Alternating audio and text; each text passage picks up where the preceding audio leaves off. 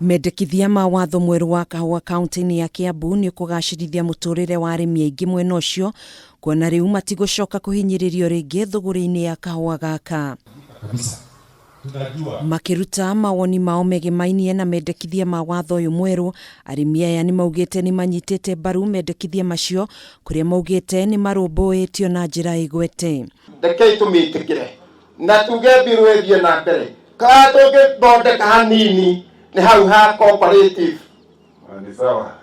Cooperative ndasibua wa kulima sana. Kuhana uguo ni maikiti ihoya mbere ya mendekithia macio matuitwo watho no nginyanagio ugaruruku wikwo kiherenge-ini kia watho wa thothaiti, undu uria unyititwo mbaru ni kamiti ya urimi mbunge-ini ya bururi iria itongoretio ni Muikariri giti wayo Silas Tiren. Mkulima mwenye anaenda huko msituni kuumia aweze kupata faida kwa jasho lake, isikuwe kuna kwa watatu wachache hapa wanakaa katikati na kutengeneza pesa kwa niaba yao. Na unajua Kenya hii kuna watu wengi sana wanatengeneza pesa kwa niaba ya wengine. Tiren ninge ni ahithuritie kwina uhotekeku wa kuhitukia mawatho maya mbere ya githurano kinene kia mwaka ukite, guku akiuga murimi ndekuhinyiririo ringi. Lakini ile kitu tunataka tuhakikishe, promise kwa tutahakikisha tupitishe hii sheria as soon as possible. Na Mungu akisaidia tunataka tupitishe hii sheria kabla hatujaenda kwa maneno ya uchaguzi. Oho arimi aya ni mahoete thirikari imateithiririe na fertilizer undu umwe na dawa cia urimi wa kahua. Our farmers they are ready to farm,